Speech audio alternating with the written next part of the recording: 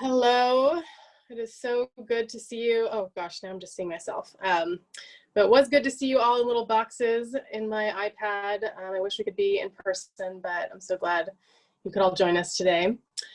So we're gonna have a discussion with our amazing guest speakers for about a half an hour, and then we're gonna go into small groups for deeper discussion amongst ourselves, and then come back into the big group for Q&A.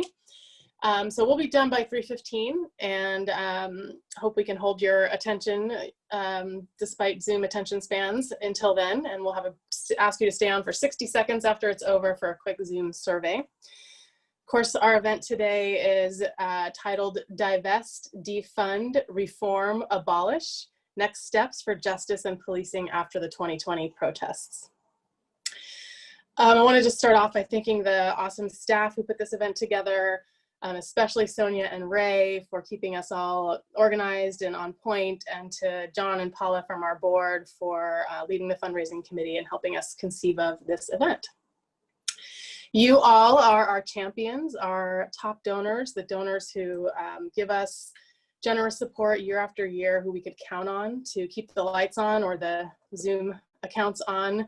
And that reliable source of general operating funding every year enables us to be flexible and innovative as the needs in the community and the opportunities change. So thank you so much for sticking with us, especially through this difficult time.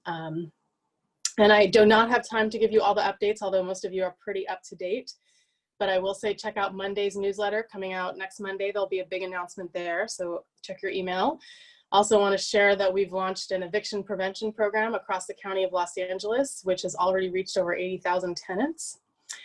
And as you'll recall, about a year ago, we launched a campaign to double our donors, including our champions donors. And thanks to the amazing team at Liberty Hill, including several of you who have introduced us to your friends, we are well on our way to accomplishing that goal. So thank you for that. And please keep introducing us to your friends and being good ambassadors for us. So for today's event, certainly the Liberty Hill community, our donors, our grantees, our government partners, our foundation partners are united in seeing the devastating impacts of systemic anti-Black racism and other forms of oppression. We are united in following the lead of those closest to the pain to solve these problems and fueling their work. And we're united in fighting against racism and brutality in policing, and knowing that these systems and practices must change. I think in my conversations with many of you, the question really is, how do we take this powerful demand that's rising up from the streets for transformation and translate it into tangible change? And many of you want to know, what difference can you make? How can you help? How can you be part of the solution? So we hope to touch on some of that today. Of course, we could spend days digging into all of that. Today we'll just spend about an hour together. And for many of us, these are extremely difficult conversations. For those of us who are on the front lines of this work, this is not an intellectual debate. This really is personal and can be extremely difficult to talk about. So I really appreciate you all for showing up today, especially those of you for whom this is a difficult topic, and for being willing to have these hard conversations, especially in this time. I mean, this week, just more horrors with the decision around Breonna Taylor. And I mean, every week it's something else or many things that we have to endure. And I know that weighs so heavily on everyone here. And so that certainly brings to life the incredibly high stakes of this conversation. So I think the real questions that we're all grappling with is really the how. How do we transform policing so that we can all be safe? How do we build and support a powerful movement and a united front? How do we reduce the power of the police? And the Liberty Hill community is diverse on their views in this. And I think we'll see some of that diversity today in terms of really how to tackle this. And I wanted these two individuals especially to come speak because they represent some of the diversity of views in the Liberty Hill community on this, and wanted you to hear their different perspectives. So let's see, I'm very pleased to introduce Isaac and Fernando. I've personally gotten to work with both of them quite a bit. They've become advisors to me that I really respect and help me work through challenging issues both at Liberty Hill and at the Police Commission. And I'm so grateful both for their leadership in the community and for their work with me and with Liberty Hill. They both have very long, impressive bios, so we're going to put those in the chat for you to check out at your leisure, but I will just touch on some of the highlights. Isaac Bryan is founding director of the UCLA Black Policy Project.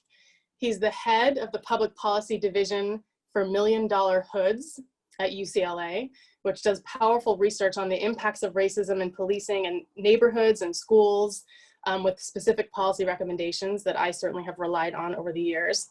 He's the director of public policy at UCLA's Ralph Bunche Center. And he co-chairs the LAUSD Task Force on School Policing, co-chairs the committee for new ballot measure, Measure J, also called Reimagine LA. And we met what seems like a lifetime ago when Isaac was working at the mayor's office of reentry, where he co-authored the city's first report on the needs of Angelenos with past involvement in the justice system. And I came to know and respect Isaac back then and appreciate his counsel and support, and have seen him grow into such a tremendous leader. He even has his own TED Talk, so please Google him and check it out. And I also have the pleasure of introducing Fernando Rejon. He's the executive director of the Urban Peace Institute. He leads efforts to transform systems and the lives of individuals to create peace and safety and end the devastating cycle of mass incarceration. In 2008, he founded the Urban Peace Academy as a platform to train gang intervention workers, law enforcement, community stakeholders, and public officials on violence reduction strategies, and he's trained thousands of leaders through the Urban Peace Academy. He's a founding board member of the National Gang Conference in Los Angeles, and a sought-after speaker and trainer by police, public officials, funders, and grassroots organizers alike, and police commissioners. Urban Peace Institute is also a grantee of Liberty Hill Foundation. So welcome, Isaac and Fernando. I'm very eager to hear from you today. Let's see, let's start with if you could each just share briefly, just give us a sense of why this work is so important to you personally. Let's start with Fernando. Sure, thank you. Thank you, Shane, and it's a pleasure to be here. Pleasure to be here with Isaac and the group of some familiar faces and some new faces as well. Like Shane shared, my name is Fernando Rejon. I'm the executive director of the Urban Peace Institute, which was founded by Connie Rice and Susan Lee. Personally, my work, my background, my family comes from Mexico. Well, we come from out of southern Mexico, and my grandparents immigrated here. My parents were born in LA, and they experienced growing up in Los Angeles. Myself, I'm second generation, and first generation to go to college, and part of my responsibility, and that's just how I was taught, was to come back to our communities and help our people. And our people is anyone who's struggling. And so my work and training has really been as an organizer, a community organizer for years, since maybe 2000, since 1999. And my work has really been to help kind of really transform systems and transform power. I've done a lot of work in Mexico and some of the indigenous communities. And when we were down there, we were paralleling a lot of the issues happening down there. And when we were down there in Mexico, it was one of the eye-opening experiences where you had young kids, babies that were dying from diarrhea, right? Just really the isolation and lack of healthcare, the lack of services, and the lack of civic engagement really changed the way I saw the world, and we were able to parallel it with our experiences here. And those conversations really had a profound impact on me, similar to how Malcolm went on a Hajj. For Chicanos, our Hajj is going down to Chiapas many times. Coming back, organizing with with people of color throughout the United States, and really being intentional about building infrastructures that shine light on our communities and on the struggle has been really important to me. And I joined Urban Peace in 2008 as a coalition organizer when it was under the Advancement Project. In 2015, we spun off and we created the Urban Peace Institute to focus more on our mission And since 2015 to now, we've been building, and now is the time. And I keep telling all the intervention workers and partners that we have, is like, if we can't do it now, it's not happening. So now is the time to push as hard as we can. So thank you for the opportunity to be here today. Thank you so much, Fernando. Isaac? Yeah, so I guess my journey to this pathway, I don't want to take up the entire time, but I think we all have unique touch points that happen for us and continue to happen for us when it comes to our interactions with systems of harm, and specifically the carceral system, policing, mass incarceration. For me, it starts early on, product of the child welfare system. Community violence is ultimately what pushed me towards the child welfare system. I was adopted by a family who adopted 9 of us out of the child welfare system, often kind of the harder cases, special needs. You know, my little brother has cerebral palsy, Black children who were getting too old. You know, there was a time where biracial children in the South weren't wanted by Black families or white families. So there's this, you know, my family stepped up into that gap and started, you know, doing the best they could to mitigate some of the harms of the structural systems that were letting us down and kind of be that stopgap. And what I found out growing up is that, you know, one courageous person isn't enough. It takes a lot more than that. And I saw siblings of mine come into contact with the criminal legal system, the juvenile justice system. My big brother got arrested when I was 9 years old, and I went and picked him up. I lost friends to gang violence. I remember the day, you know, my big brother first started experiencing homelessness. There wasn't a good pathway for us to become adults. We often let crossover youth down. We often let foster youth down, and the criminal legal system often sweeps up the failures of all of our other systems of divestment.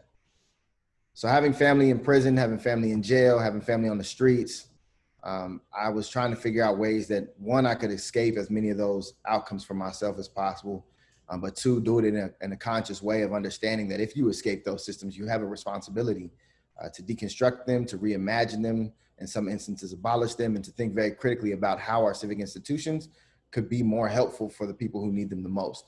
And that's ultimately where I worked for Mayor Garcetti in other roles. I thought, you know what, I'll be one of those people who can change it from the inside. And I still to some degree believe in that, but I also recognize the limitations of that, because there's actually 1 or 2 or 5 commissioners who actually make the decisions. And the best you do, if you're not one of them, is to be someone they rely on. And thankfully, that's where Shane and I came into contact, because I had some ideas and she had some ideas, and we relied on each other to think creatively about what we could do from the city. But I ultimately was dismayed with my ability to make change in that particular space. And so I continued to move and get involved in other ways, organizing. Grassroots organizing, people power, I believe is the way that we push change ultimately, but I also recognize the role that the academy has to play. We need research, we need to know what's going on. And so I tried to get involved there, but still also maintaining a healthy footprint in political decision-making, because if you don't link community organizing, good research, and decision-making, you'll never quite get the full change of the implementation that you need. So that's a little bit about what brought me to this work and to this point, and really just grateful to be here with all of you and to share space with Fernando in particular. Much respect. Thank you.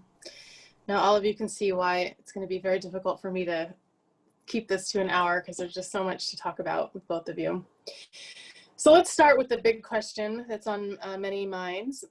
Defund the police. That's the rallying cry from the streets that has captured the imagination of people across the nation. And I'd really love to hear from you both about what does that mean to you? And to add a few more questions to that, what is the role of policy change or reform in your vision for defunding the police? And what do you say to people who on our side, who share our values and our vision, but who worry about the sort of the provocation in that statement, and worry that it might be undermining its own goals? So that's a lot. I'll hand it over to you two to tackle that. Fernando, why don't you kick it off? All right, well, that's a great question. Very broad. When we talk about, defunding, literally people are saying, look, we want to take power away from the police, and that's how it's translated. And they've been able to amass a war chest and an infrastructure of impunity that we don't even give doctors or lawyers, right? So that in itself kind of changes that dynamic. When you look at the history of policing, you have to take an examination, make an examination of slavery with slave catchers. You have to make an examination of colonialism with the Texas Rangers killing indigenous and Mexican people to take land. And you have to look at the control of the working class during the industrialization process. And so a lot of the police forces were built around the idea of controlling people of color, micromanaging people of color, which still continues. Dijon Kesey is an example, riding his bike the wrong way. He was stopped and then ultimately shot by police. So looking at that history, people pushing for abolitionism or people pushing for the full defunding from police, you can understand, that frame. And for me, when I look at, with Urban Peace Institute, we look at a divest, invest, right? How do you pull from police resources or any other city resources where they're wasting money and reinvest in building community capacity and really broadening the frame of public safety? And when we look at it as reform, I see it as strategy. Ultimately, I think anyone who knows that history of policing and how it's utilized over criminalization, over policing, the impact of the criminal justice system, not really focusing on just oppression, it's what do we have to do in order to get where we want to be? And I do see it on a spectrum, from people that are tough on crime to people that want to abolish, and then everyone in between that. And for myself, at heart, I'm a freedom fighter. But as similar to what Isaac said is, how do you engage in multiple ways to strategically get to the goal? How do you strategically leverage power? And leveraging power is you have to be willing to go inside. You have to be willing to listen. You have to be willing to bite a hole through your tongue.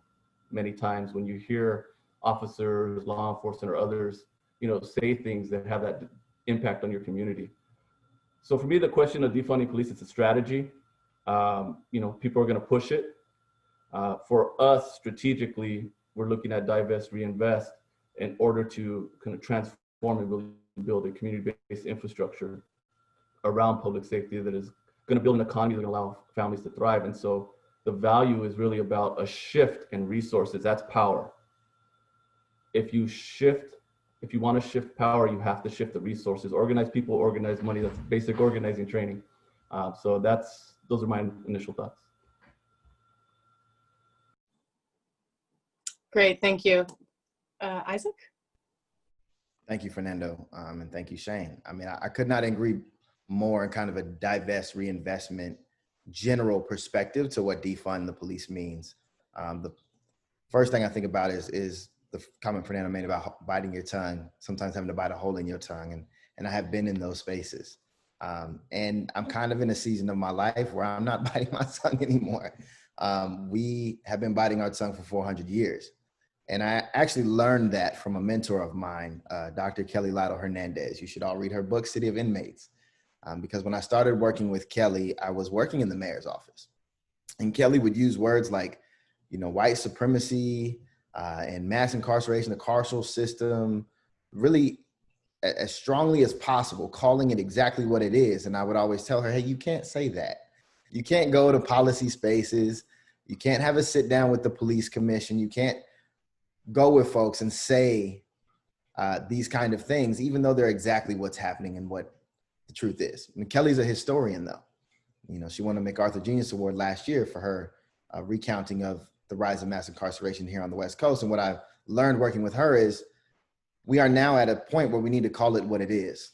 And I think that's where the defund the police mantra comes from, is that we need to take the resources that we're disproportionately investing in our systems of harm and reinvest them in systems of care and opportunity, right? In the city of Los Angeles, we passed HHH.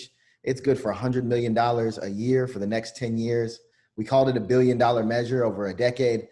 LAPD gets $1.8 billion every single year, right? Over 50% of the discretionary general fund for the city of Los Angeles. And if you look at municipalities across the country, that's become standard. When we have to scrape, claw, and fight to invest into systems of harm and systems of care and the things that folks really need, we have never shied from increasing our law enforcement budgets, even when they have been shown not to adequately reflect an increased sense of public safety or community safety, especially in our Black, brown, poor, and indigenous communities. So the defund police call to me is to look at those dollars in a very serious way. And I'm actually not even interested in is it all of those dollars or some of those dollars? It's as much as I can get my hands on and invest into another way that produces better outcomes from our community, right? It's as much as the political will and the courage of our elected officials is willing to push it. In Minneapolis, it was everything. In the city of Los Angeles, it was only the increase we were about to give them. But in some places, it's beginning to push further. And it's not just PD, it's probation, right? It's the systems of youth justice that could alternatively be systems of youth development. It's all of these systems of harm. It's our county jails, it's our state corrections facilities. And to the questions about how the movement corresponds with maybe undercutting the national election, I got a phone call the day Kamala Harris was announced by KCRW to speak about this. And everybody I called said, Isaac, don't talk about any negatives about Kamala Harris's background right now. This is a time to celebrate. And in my heart, I was like, I wish Congresswoman Bass had got the nod, but, and I support a Black woman to the fullest. I support all women to the fullest, but we have to talk about what this ticket means for the criminalization of Black, brown, indigenous, and poor communities, right? We have to talk about this being literally the most mass incarceration ticket we could have put together. And then we have to support it with everything we've got. And we have to keep those conversations to some degree internal. But I'm not going to be quiet, and I don't think we need to be silent when we get verdicts like what happened in the Breonna Taylor case yesterday from the grand jury at the expense of making it challenging for the national election. The movement for Black lives and people fighting for the dignity of people who are losing their lives at the hand of law enforcement is not something you bite your tongue on during a national election, right? We switched parties many, many times and we haven't solved these issues. And we need to hold both parties accountable, and especially our two candidates because of their past history. They can lead, we're gonna support them, we need to support them, but we also need to be talking about this nationally and locally. Whew, thank you both for that.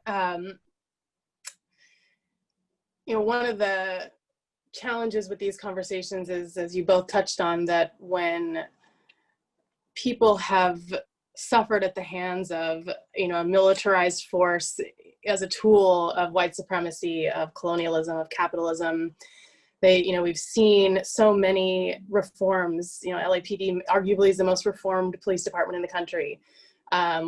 People feel like we've tried everything and nothing works. And that, combined with the roots of policing and racism and slavery, makes so many people just feel like it's just, you can't save it. There is nothing salvageable about it. It needs to be burnt down and built up from scratch. And I wonder, from both of your perspectives, you know, if you had that opportunity to just, you know, what is your vision for a holistic community safety system? What would that look like? And would there be a role for something like a police force in that vision? Fernando, you want to take it first?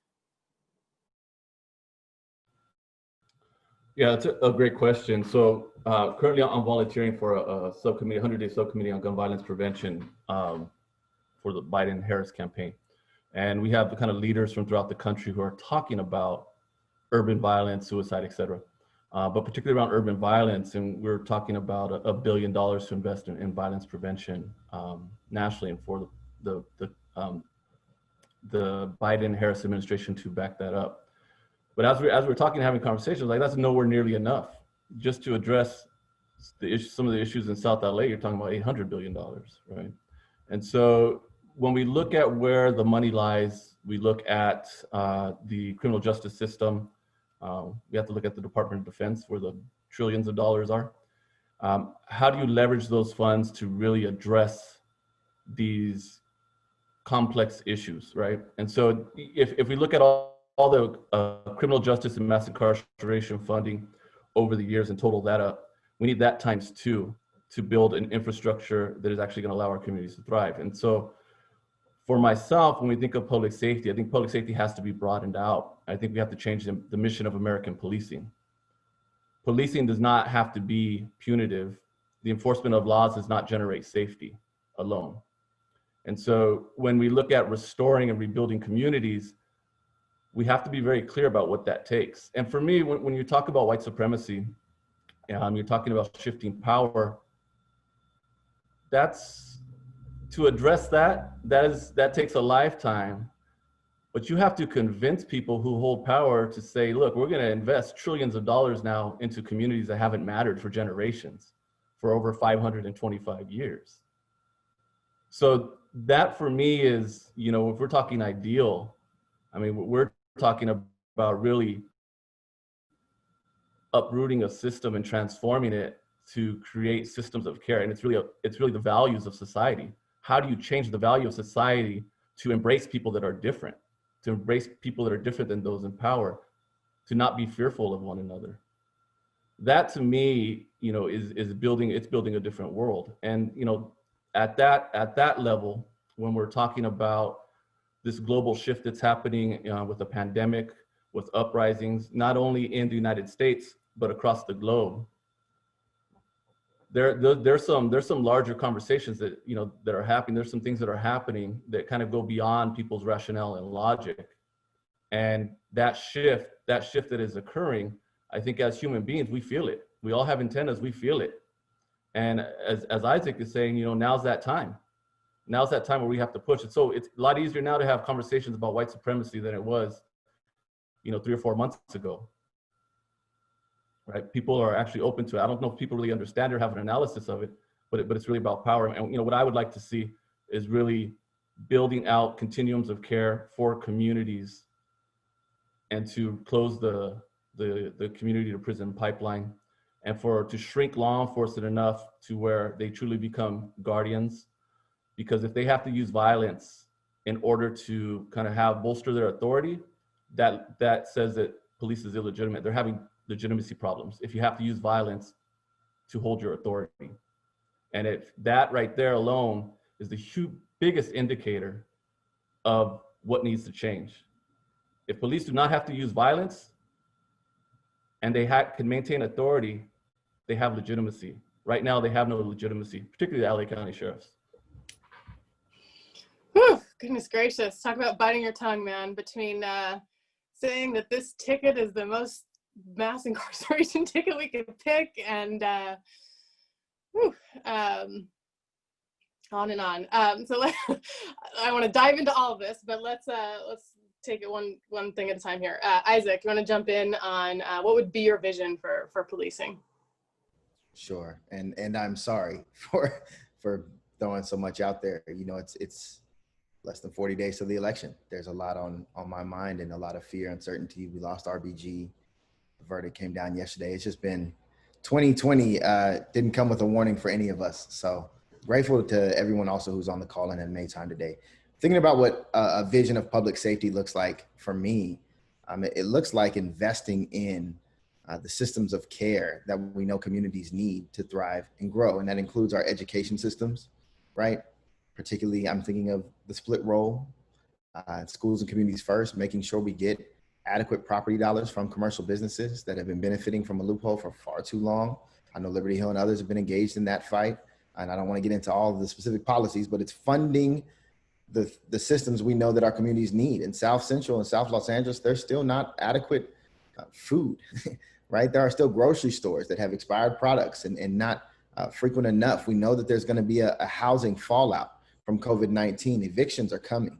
As soon as moratoriums and sanctions get lifted, the legal documents have already been filed by landlords, and now landlords are suing cities and counties to start enforcing these evictions for back pay. And we know it's disproportionately going to hurt Black and brown communities. And whether that crisis response is law enforcement, gang interventionists who have been working in the communities and are from the communities, whether it's youth counselors or other kinds of community-based crisis interventions, all of that needs to be set up, because we are still going to have emergencies that need folks there. But our current systems of policing are relics of a deeper system that was designed to suppress and subjugate particularly Black and brown communities. And so I'm hesitant to place a new role for that system in a broader vision without some serious conversations about the framework that system was created in, and what kind of framework and conditions we want to create for any new policing system.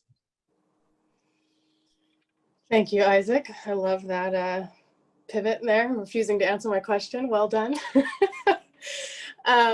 You both touched on one of the things that has frustrated me a lot lately is, when I talk to the police department about youth diversion. So don't arrest the kids, send them to a nonprofit that does diversion. And all of a sudden there's all these questions about, well, exactly what's going to happen to that young person. I want to see the outcomes. I want to see, if they participate and what they participate in and if it's successful. And I have to bite my tongue and calm myself down and say, those are really legitimate questions. What I'm curious about is why you're not posing those questions to yourselves. You're not evaluating your own work as a police department or the probation department that incarcerates these kids by the same standards. There's almost no data on that. And the data that is out there is, quite incriminating about the police department and the probation, the criminal justice system in general. But as you said, try to get $1 out of the system for intervention, prevention, services and resources for people. And it's like, you have to write a PhD dissertation, but put money, there's no questions asked when we put more money and resources into policing and criminal justice. So along those lines, you talked about being outgunned in these negotiations. Let's talk about the power of police and police unions. And with that, how as movement leaders, as you two are, how do you build a united front in this movement, understanding that there is such a diversity of opinions? I mean, there's Fernando saying, if you need an armed police force, then you're illegitimate. So you've got that perspective. We've got people who, really believe in the police, but want to see it transformed. And I know that you're both working to keep a united front to move forward with your vision. So how do you build that united front, and how do we do it in a way that this results not just in some, reforms of the system, but fundamentally shifts the balance of power away from the police and carceral systems and into the hands of communities, especially Black and brown communities? Fernando. Well, I mean, they're not going to, power concedes nothing without a demand, right? And again, I mean, going back to the Nixon administration, really their fear was brown and Black people in uprisings. And they wanted to, control the masses. So, the professionalization of police was really that cover to militarize them and to really strengthen. In Texas, they call them the Juan Crow laws, but Jim Crow laws, right, throughout the United States. And so, understanding that history and the amount of power that these declared wars on gangs and wars on drugs help really create the economy of mass incarceration in the criminal justice system. What we're trying to do is we're trying to shrink it. We're trying to reverse that trend, right? We're trying to reverse that and say, okay, let's shrink it. And with all those dollars that are saved, let's invest them and build those continuums of care at the community level and really end reliance on the enforcement of laws to make people feel safe, right? And, when you go into the community says, look, we don't we can't imagine, a lot of folks feel safer with law enforcement around. Like, meaning you have a smaller majority in some of these neighborhoods that are like, that don't want anything to do with the cops and, don't like them. But then some people that say, hey, look, I'm scared. And my idea of safety is having more law enforcement there, right? And, there's voter data to back that up. In California, up and down California, where they're saying the same thing, that they want a bigger police force because that generates safety, right? Now, that's the reality, right? But it's also, I believe there's a level of falsehood to that, because that's what we know, right? That's what people know, that there is some legitimacy, there is some authority, more authority given to law enforcement than other professional fields. And so I think when we're looking at building a new infrastructure to say, look, we don't have to rely on law enforcement, and we're going to be able to shift resources to really benefit communities and restore them. I think that push really, you have to generate new values for the country. It's going to take organizing, it's going to take united fronts, it's going to take leadership. Legislators are going to have to step up collective bargaining rights and separating officer discipline or officer accountability from pay raises. You're going to have to look at the Officers' Bill of Rights. We're talking about the qualified immunity. Tracy Mears brought up the other day, she's like, qualified immunity, unless the Supreme Court addresses the Monell case versus City of New York, it's not going to happen. So there's a lot of things that can happen, that need to happen, I think, at various levels. The best bet right now is really at this pushing at the state level for accountability. And then locally, of course, right? Whether it be voting for the sheriff or not, or whether it be, holding LAPD accountable as much as possible through organizing. And there has to be a shift in values of what people value. And we have to, the easy way to say it is lessen the fear.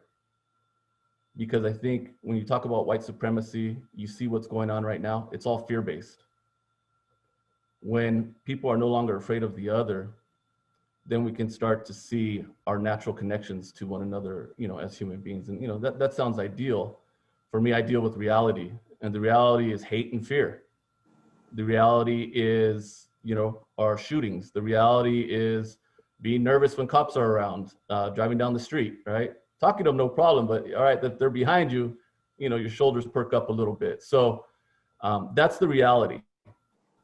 But shifting, how to shift to that new reality that we want to create, I think that's going to take, multiple levels of organizing. It's going to take bold leadership from legislators, political leaders, and any other organizers that have that platform and level of influence. Thank you, Fernando. That's beautifully put. Isaac? Fernando is spot on, as he often is. I think your question started with the police unions. The police unions are immensely powerful and dangerous. Just call it what it is. They invest in candidates and policy measures that support maintaining the status quo for our systems of harm. Right? I'm thinking of specific candidates who have received endorsements. I'm thinking about forms of accountability like the Board of Rights, right? That was changed up by Measure C, that was heavily funded by the police union to give them a greater probability of not facing accountability, right? I'm thinking about how those same resources are then funneled into races for higher office. And then they're pulled out of those races to fight against major campaigns that are looking to shift resources from law enforcement. The power of unions in general is a strong principle that I stand firmly behind. We need organized labor. There's a role for organized labor. We have to protect workers, and we have to make sure that people get a fair shake in the economy. But police unions are uniquely different. And it's time for the rest of labor to have a conversation about the encroaching power of law enforcement unions. And one of the things that makes me sad, and I'm trying to think of the best articulate way to talk about this, is that our systems of harm are also filled with a labor pool that comes from the communities that they cause the most harm, right? They're Black and brown for the most, our corrections, our probation officers, and our law enforcement officers to the extent we can. I know that LAPD has been working very hard to get a force that represents the community. And that, on one hand, goes back to the reform conversation versus questions about the system, because reforming the department to look more like the community is something we were talking about post-Ferguson, where the department doesn't look anything like the community. But also when you implant a lot of Black and brown labor to police Black and brown communities in a system of harm, and then tie their personal livelihood to a system that has a history of being harmful to people on as the whole, communities that they represent, that's where the power of the police unions and negotiating with that labor becomes very difficult. It becomes very difficult to shift the conversation. But some pragmatic, easy things we can do is, there were over 60 prosecutors from across the country who said, we're not taking law enforcement money anymore. I think of Chase Boudin in San Francisco. George Gascon would do the same here. I think he was part of that effort, even though he hadn't been elected. Jackie Lacey would not do that because she'd have to give back $5 million this election. But prosecutors need to detangle themselves from law enforcement endorsement and union funding for their campaigns. It reduces the ability to be impartial when you have a police shooting, like what happened with Breonna Taylor, and you use a grand jury to cover when you could have indicted. And so do a lot of our local elected officials. They need to think very closely about contributions they're getting from police unions. It's a system of harm that you've been tasked with overseeing, reforming, and thinking critically about redesigning. And it's hard to do that when they're investing so heavily in getting you into a position of power. So that's what I think about with the police unions. But in terms of building a united front, we need to stop having so many purity tests in the movement about what it means to be a righteous organizer or a righteous freedom fighter or a progressive donor or a progressive person. The reality is these systems take a lot of different people coming to it from where they are And as long as you're not doing something harmful, then it's okay to not fully agree with somebody. And we need to start with the baseline. And the baseline is our criminal justice system and our carceral system were designed to be harmful for Black, brown, indigenous, and poor communities. They have been since their inception, and they have a unique history here on the West Coast and here in Los Angeles. And we have to do something about that. And anybody who comes from that perspective, I can work with. Now, what we do about it, we can have deeper and further conversations about it, whether they are situational reforms or whether we need to start taking resources or whether we need to talk abolition. But I know for me, my principles and the principles that I think are most helpful for a united front are rooted in dismantling harmful parts, right? Oftentimes we have reforms that end up exacerbating the inequalities we were fighting against. We're having a huge statewide conversation on Prop 25 right now about whether risk assessments are a reform that's actually going to be worse than money bail, right? So I prefer to have folks rooted in just chipping away harmful pieces. Incremental abolition, I guess is what I would call it. But also part of that united front is funding the united front. You know, there are folks who have been most impacted by the criminal legal system, homelessness, environmental problems, all of the issues that compound into the social justice crises we're facing, that are doing this work solely off of the love of their community and the fight for liberation in their own lived experience. And it's something we have to be cognizant of, that building a united front means funding a united front, right? And that means allowing spaces for new organizations and new people with new ideas who have been directly impacted to enter those platforms to grow. And so funders have had a history of creating these kind of silos and pockets and separating good organizations from bad organizations, or righteous thinking from non-righteous thinking. So there is a role for philanthropy to think critically about how to fund this work. Liberty Hill stands as an outlier, as I would say, one of the premier organizations in terms of thinking about how to fund things holistically and cover all ranges of the spectrum. But we also need to be bold in letting this united front be led by those who've been most impacted, no matter how radical it feels, right? Because in this moment, like I was telling you about my journey from talking about white supremacy and these kinds of things so directly versus being a little bit more political in nature with how we talk about it. But the reality is sometimes you have to go all the way to the edge and stake your claim and watch everyone else move around you until it's the center. And I think that's where those with direct experience who have been most impacted lead. And so a united front has to follow that leadership. Yeah, so thank you for saying that. And I know Liberty Hill always strives to do better and be better, and appreciate the positive feedback, as well as anything we can and should do to do a better job of fueling the work at the front lines. And I'm going to ask one more question, and then we're going to go into our small group discussions, where it should be rich discussions. Before that, I want to just kind of sum this up. And I think one of the things that unites the three of us, and probably most people on this call, is that we both share a radical vision, but we are leading work that is something short of abolition. Perhaps it's incremental, as Isaac said.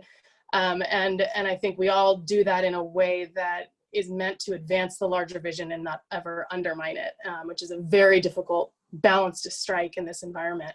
So if you could each do a rapid fire round on the three most important things in terms of policy change, kind of in that arena, that the three most important things. And, of course, Fernando is leading some key work around Liberty Hill's initiative to end youth incarceration and build a youth development system. So if you could touch on that, your work on Measure J, the school police, Metro and pretext stops, alternative dispatch, all that stuff. You're leading such key work. If you could kind of touch on the top three, and then we'll jump into small groups.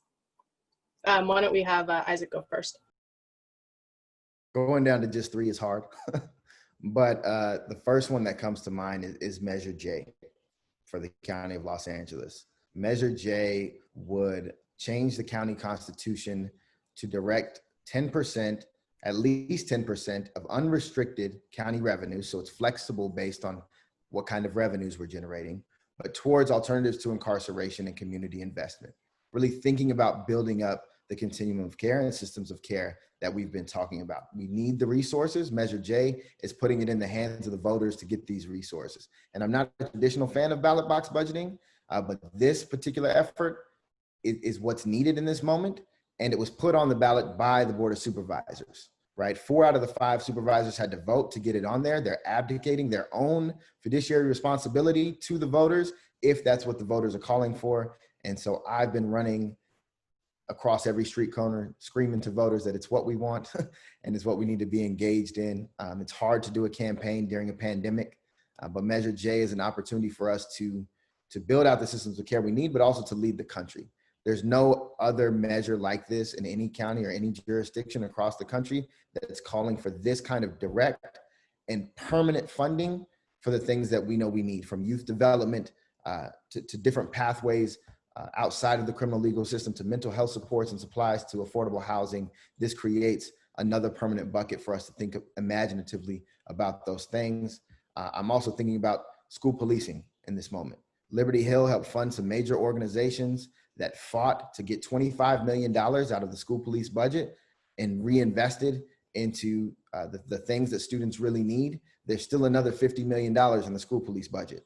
But there are models across the country where school policing doesn't look like this. Toronto abolished their school police 2 years ago, and their district has 250,000 students from all over the world, right? They did that because they noticed that the police were stigmatizing specific parts of their campuses, and that they could maintain school climate safety without a sworn armed militaristic presence. So they did this 2 years ago. I introduced them to Superintendent Buettner last week. I have a call right after this one at 4 to continue talking about that. But there's a need for our schools to be sites of thoughtful learning and youth development, and not places where we criminalize our young people. So folks need to keep that in mind. We pushed for the 25 million in this window, but we're gonna need everyone from donors to organizers to elected officials and activists to continue to keep that pressure. Otherwise, that policing structure will just get built back up when we go, when we go 6 months without another unarmed police shooting. The other thing on my mind is thinking about the elections. We've got a huge national election, and despite my valid criticisms, or what I think are valid criticisms of our Democratic ticket, it's still something we have to organize and move around, right? We cannot afford to have another 4 years of this, but we also need to think locally. There are some huge local elections. I'm specifically thinking about the district attorney's race and the county board of supervisor race, and not all candidates are created equal. Not at all, and not for this moment in particular. And I'm not going to be too political and tell you who the right candidates are to support, but there is a candidate in each of those races who has a track record and a history of fighting for equity and equality for people, and not being afraid to take on police unions, corrections unions, probation unions, or any other barriers to progress in their way. And so it's those candidates who are really going to need our support in this final push. And just to circle it back to my #1 action item, it's Measure J. We've got to raise funds, we've got to spread the message, and we've got to vote. We have a chance to do something radical for our county, radical, progressive, and trailblazing. And I believe we can do it, and I believe we've been asking for it. It's what we've organized for, it's what we've marched for, it's why we have been doing all of these Zoom calls, talking about the past, the present, and the future. And it's one of those measures that creates an opportunity for us to build a new future rooted in care and opportunity. Thank you, Isaac. Fernando, top 3. Yeah, right on. Yes, and yeah, Measure J, we support it for sure. The ones that come to me in addition, I mean, to what Isaac's talking about, but the AB 2054, it's on the governor's desk. They're asking people to call up there to get the mayor to sign it. These are all community alternatives to police. Funding for that, and we're talking about that alternative non-law enforcement infrastructure. This is a big piece of that. There was one that didn't make the cut but was important, SB 731, which was the Kenneth Ross Police Decertification Act. California is one of 7 states in the country that cannot decertify officers who have misconduct, right? So if you screw up an LAPD and you get fired, which is kind of hard, you can end up at any other department in the state, right? And so that's going to be important. Right now, we started the LA Intervention Coalition, which is a group of 16 gang intervention agencies throughout the city that are advocating for $54 million from the city to be invested into gang intervention. And there's 7 specific areas. It's all on our website. We launched a social media campaign yesterday, highlighting the role of intervention, the faces of intervention, the agencies that provide safety throughout the city.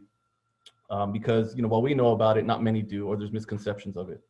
And so that's an important piece. We've been meeting with council members for the last 3 months. We met with the mayor. We're even starting to move into the county to meet with some of the supervisors to talk about the importance of gang intervention and $54 million. And we're starting to build our campaign around what does the county ask look like, which will be significantly larger in dollars, and then at some point at the state level. And so these are Black and brown men and women that are frontline workers during the pandemic, essential and emergency personnel. The only city in the country that classified gang intervention workers both as emergency personnel and essential workers that are out there handing out food, handing out PPE, acting as community health workers, also while reducing violence and interrupting violence. And recently the police chief mentioned that gang-related shootings are down 14%. I mean, shootings are up overall 10%, but gang-related shootings are down 14%. And we attribute that to the peacemakers that are out there all the time. And most of them are formerly incarcerated, former gang members, who are doing this work, putting their lives on the line for the benefit of the community.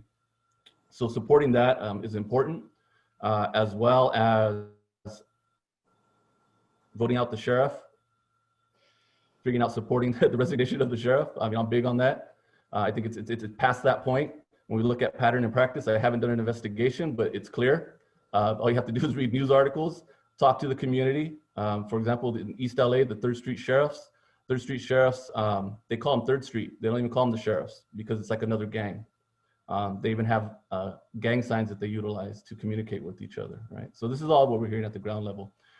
Just one of the things I wanted to share is that, at the recent protests regarding the shooting of Dijon Kesey, is there's also some beef at the community level with Black Lives Matter. And I think the message, particularly in South LA, is kind of getting away from, right? So even to where gang intervention workers were breaking up fistfights on the side between neighborhood residents and people that are protesting for Black Lives Matter. And this was the rationale that they were sharing. They're saying, look, okay, cool, we get that you hate cops, but when you leave, we're the ones getting harassed, right? So that's one. And then two is, what are the solutions? Yes, you hate cops, cool, you want to abolish cops, but, and this is their rationale and their logic, saying, what are the solutions?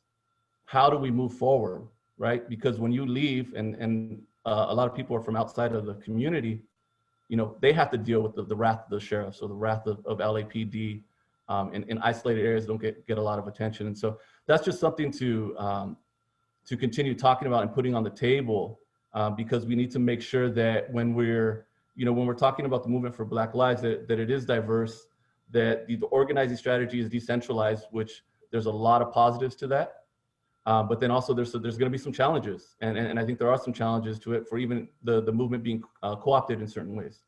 And so we have to be careful with that narrative, especially when we talk about white supremacy. When we did organizing, we organized with people of color, and it was important because we couldn't allow that movement to be taken over. And so we had to be really adamant about that. And so when we talk about a united front, we talk about organizing is really, supporting groups. And as Isaac said, it's like, people that are most impacted should be leading this. And for us, at UPI, we've always walked together and built platforms for people to stand on and for people's voices to be heard. And that's what this LA Intervention Coalition is about. We're gaining some momentum, and we're going to continue. This is the first time in a long time I've seen intervention really come together and stand together behind something, this large. And so we're really proud of our partners. And Shane, you'll hear more about it at the Police Commission coming up next. Thank you. Thank you both. We're gonna go into small group discussions now. I have so much to say in response to all that, but I will not. So we're gonna go into small groups. The purpose of this is to for everyone to really get to share your thoughts, your opinions. Smaller groups is a little easier to manage on Zoom. So we have some questions here to kind of guide you, but by no means, you're not required to answer these questions. What do you think of the defund debate? What's your vision for transforming public safety? What can Liberty Hill's role be? But really the purpose is just have a good conversation, share your perspective, get curious with perspectives that you don't share. And let's do that for about 15 minutes. And then I think we'll just come back and just do a 2-minute wrap up and let you all go with your day. But please do come back to the big group and have a good time. Bye. All right, welcome back, everyone. We're just going to wrap up. Thank you all. I hope you had rich discussions. It's just such an intense topic. I wish we could spend more time digging into all of it together. Feel free to text me or email me afterwards or call me. I would love to hear your additional thoughts. But we will let you go back to your lives. I just want to share a couple things.